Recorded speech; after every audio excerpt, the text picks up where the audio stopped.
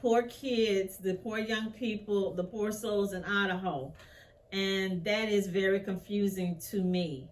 And it reminds me of another story. I just knew when I first heard the story that the police would have made an arrest. They would have caught someone or caught the people, because I'm sorry, I just cannot see one person doing all that.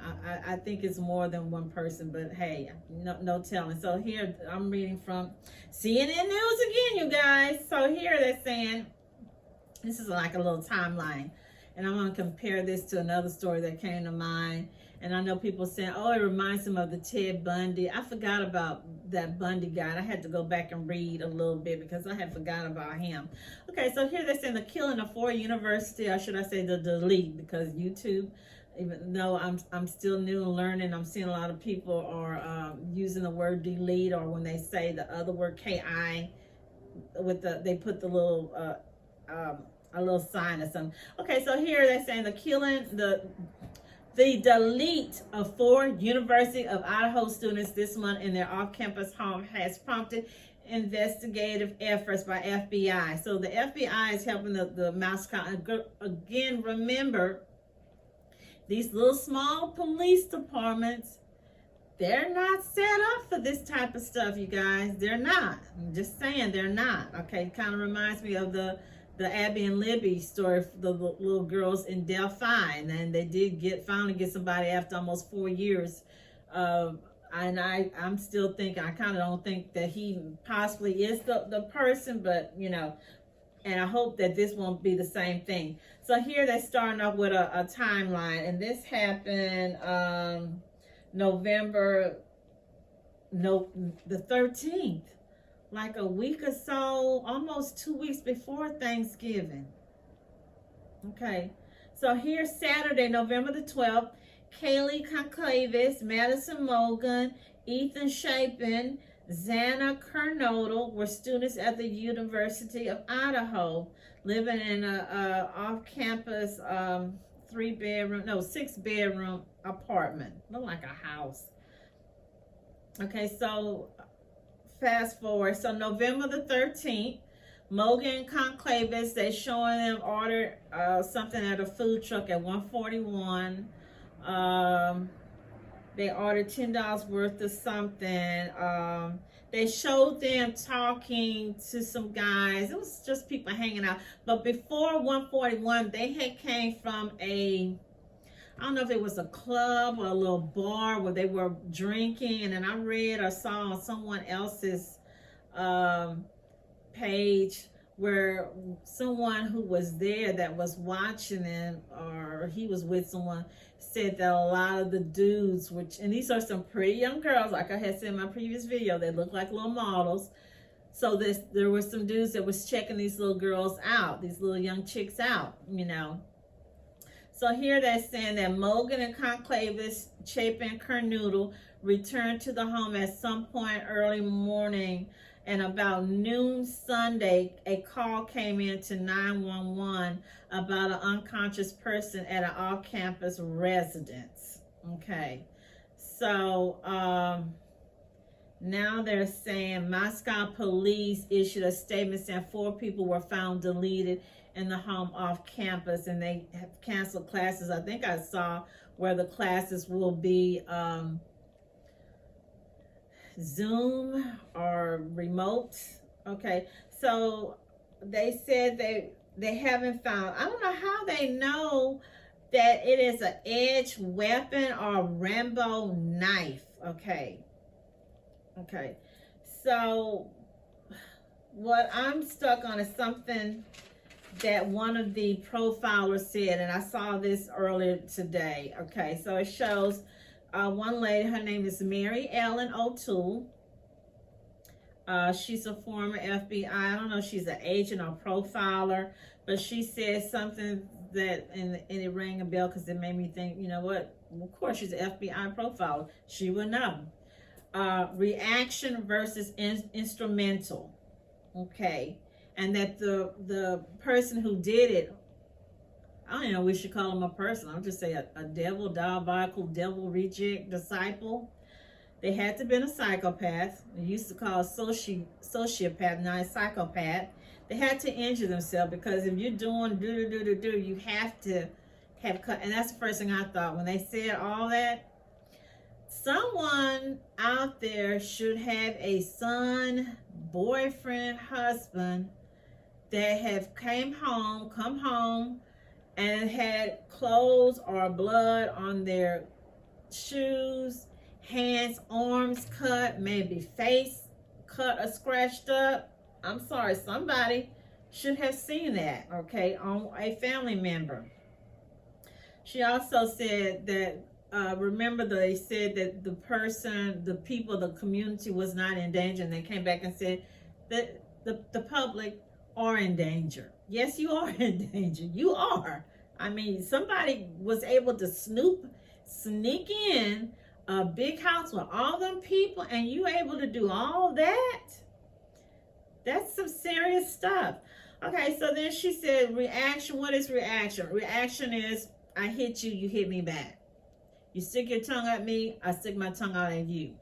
Instrumental, somebody that's doing something and the person did, I call that person a bully. I didn't do you anything. I don't know you from snot, and you come up from out of nowhere and you hit me. You know, are you, I don't know, kick me or something. That's what she was saying, instrumental.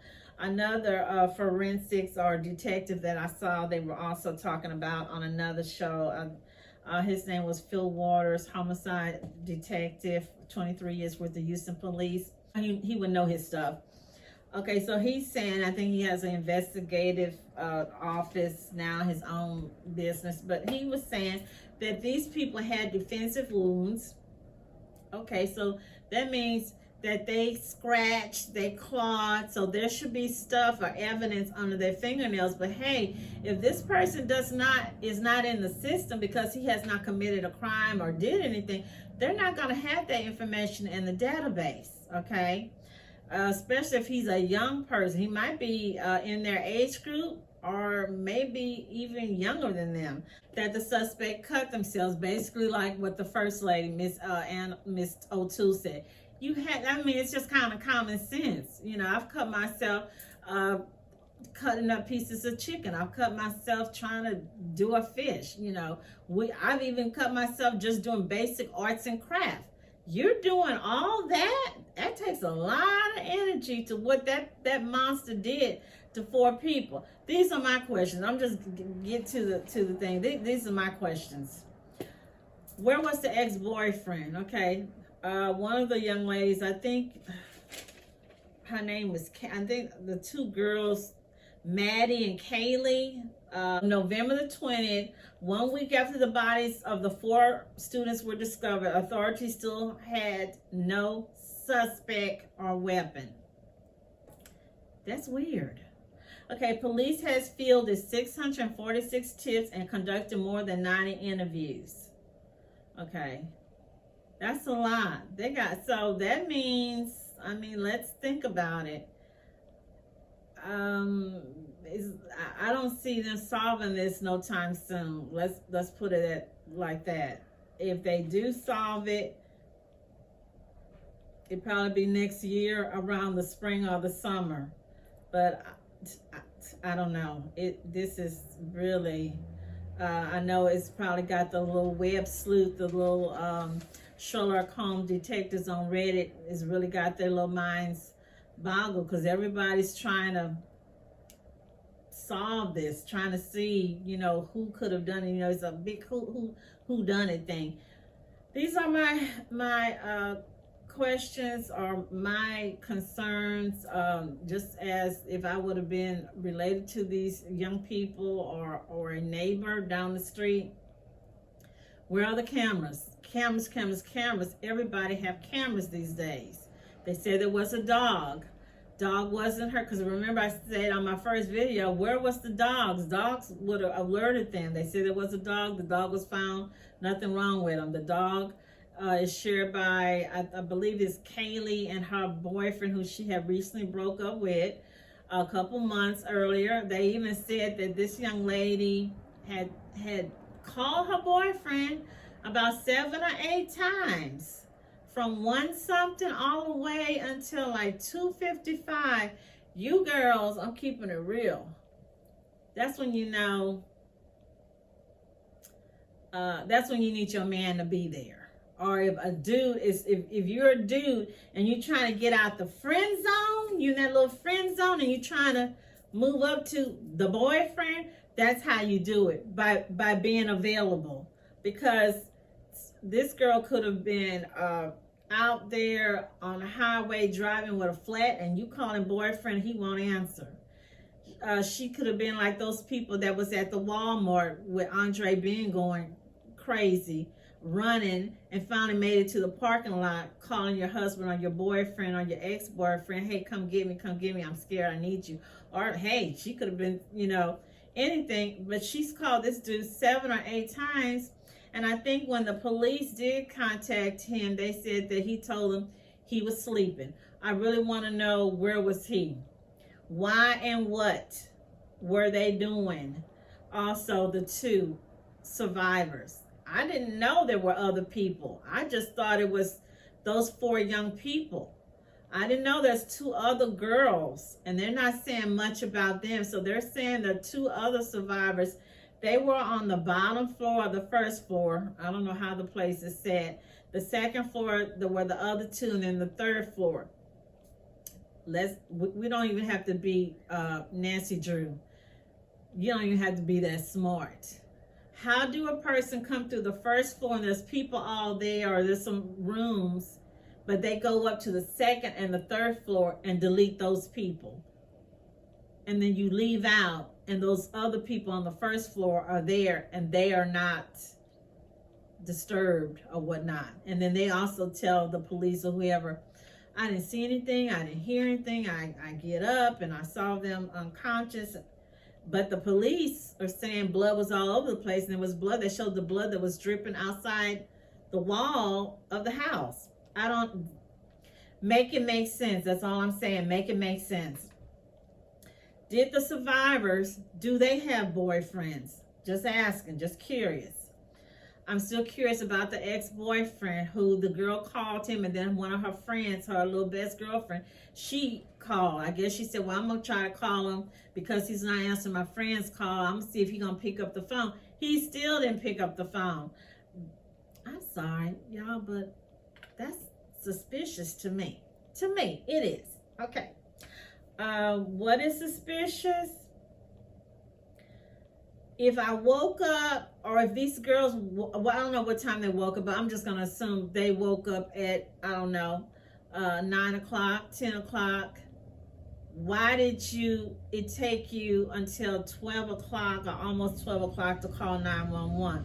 What were they doing in that span of those hours? If you tell me that y'all just happened to get up right at 11 o'clock or right at 12 o'clock, y'all some sleeping beauties, y'all sleep all the way from 1 o'clock in the morning or whenever they came in all the way until 12 o'clock. I don't believe it. I have nieces and nephews. They be out clubbing. I know what y'all be doing. I know. And even they get up. If it's just to go use the bathroom, if it's just to go in the kitchen, to go grab something to eat and go back to their bed. I'm not saying that those girls did it. I'm just wondering what was going on. What was the activities going on? Were they lawyering up? Did they call mama and papa, mima? Were there any cleaning? Was there any other men or young men in the home with them? Were they trying to get their story straight, like the people, the little hoodlums over there that deleted Shanquilla Robinson? What really was going on in those hours? I think it's too early for the police, unless they're doing that to try to as their way to catch the person who did it, by saying that the ex-boyfriend is not a suspect. They're ruling out the 2 roommates. They said they're not a suspect. We've all watched SUV Law and Order. We've all watched Criminal Minds and all these stories. And normally the police interview someone and they say, oh, they're not it. And then some things happen. They come back and they're like, wait a minute. The first person or the first two people we had, they aren't the right person. This is so suspicious to me. Missing knife. Someone said, and I kind of agree with them, that they're thinking that it was somebody from the bar. I'm really like, that's weird that nothing happened where they touch the girls in any kind of way or remove any of the clothing, that the person was just basically there to delete people. It was almost like he was there as a thrill. This was a thrill type of thing for this person. But if it was, why did he not get the other two girls? And they on the first floor, he had to go through the front door or the sliding door. How that is $1 million question, you guys. And the story, it reminds me of, no, it's not Ted Bundy. Everybody can say, oh, it's Bundy, it's Bundy, it's Bundy. No, it's not Bundy. And also, I agree with them on this here. People were saying that this reminds them of another story that happened. They said here, I don't know where I got this one from. I think it's USAA. There have been numerous media inquiries about a 1999 double stabbing in Pullman, Washington, and the 2021 double stabbing with one death in Salem, Oregon. Moscow police said Friday in a press release. While these cases are similar with the King Street homicides, there does not appear to be any evidence to support the cases are related. So they're saying that with this other case that everybody's saying is related, it's not. So one of the ladies here, Sandra Ladd, 71, was found deleted in her home in Washington, Wassago, Washington, on June the 14th, 2020, according to Oregon Crime Stoppers. Her death was ruled a homicide after the medical examiner found multiple stab wounds in her torso at that time. And then the other one was a couple, young couple. Let's see. They named Travis and Jamelyn Judson. Okay, so Travis, 26, fought back but succumbed to his injuries. His wife, who is now 26, survived 19 stab wounds. They're saying it's not similar. It's not the same person involved in taking out these young college co-eds, these little kids here. The Ted Bundy, people were saying Ted Bundy. I just recently had to kind of like look and remember some of the stuff he did. He was the handsome bachelor, but what he did, he traveled some states. I didn't know that he was traveling. He traveled 5 or 6 states. They believe it's probably more women than the ones that they did get him for, but I noticed a pattern with him. He was strangling women with nylon or with their hosiery. Okay, so I'm gonna tell you this, what this story reminds me, the Idaho massacre. It reminds me of a story that happened. I'm trying to think. I don't even know how old I was when this story happened, but this was in Clear Lake, Texas, not far from NASA. And these people were, let's see. Okay, so I'm just read here. On July the 18th, 2003, 17-year-old Christina Paolilla and her then boyfriend, 21-year-old Christopher Lee Snyder. I want to say something right quick. Grandma always said, you 17, 15, 16, you ain't supposed to be dealing, hanging out with somebody in their 20s. I know people still do it. You got parents, women, mamas encourage their girls, 17, 16-year-old, to be dating older guys or even guys in their 30s. To me, this is a perfect disaster. Okay, so they went on to her friend. So Christine and Christopher went to her friend Tiffany Roll's house, where Tiffany and Rachel Kuralatis, Tiffany's boyfriend Marcus Priscilla, and Marcus' cousin Eldebert Sanchez were.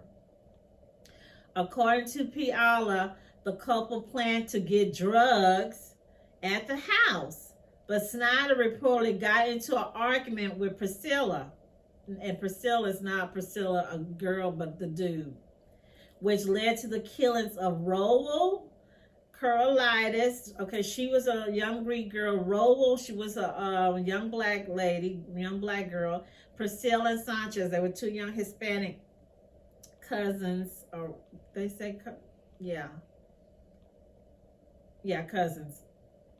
Okay, so this, I'm not saying that these kids in Idaho were involved in a drug ring or whatever, but I did share with you on the previous story. Conclave's sister said it was a party house. People knew the code. Several people knew the code, how to get in. There were pictures showing from Daily Mail, liquor bottles, a liquor can on the ground, and the White Claw box. Okay, so getting back to these people. So how this remind me, they never knew what had happened. This case had went on. So this happened way in 2003. Okay, so this girl had it in for these people, obviously. And that's what this almost seemed like. The person who did this, they've already kind of profiled. Most likely he's a young white guy, under 25. Maybe one of those video gamers. I'm thinking also he could have some kind of fixation or fascination to knives. He could probably be an outdoorsman, hunter or something. So here, Christine Paolilla was born in Long Island, 1986. They said she had alopecia and started wearing wigs. Paolilla attended Clear Lake High School in Houston, Texas, where she befriended students Rachel and the gang, basically, who helped her to fit in, and with other students. In 2003, she was voted Miss Irresistible by her student body. That year, she also began a relationship with 20-year-old Christopher Lee Snyder. Again, young girl messing with an older guy. So here they're saying how jealousy drove psycho teenager to brutally murder one of the only girls who was ever nice to her.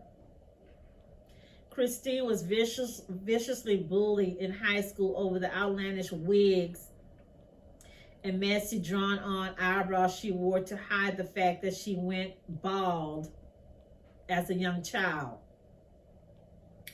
When Tiffany Rowell and Rachel Carolitis, two of the most popular girls at the school, befriended her, and they helped her, okay?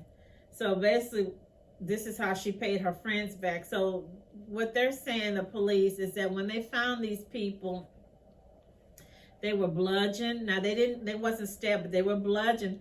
But the girl, Rachel Rowell, she was shot like 40 times. Both of the girls were shot in their groin, in their private areas. And the police are saying that it was just psycho, how they could see how someone just had it in for the girls, that they, by them going, whoever did it, they were attacking this part of the young women's bodies.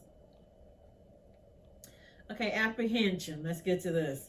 More than 3 years after the murders, the case still was unsolved until July 2006. 3 years. 3 years! In July 2006, after receiving an anonymous tip, police arrested Paolilla inside a San Antonio, Texas hotel room. She was living with her then husband, Justin Rote. The two were heroin addicts who had not left the hotel room in 8 months.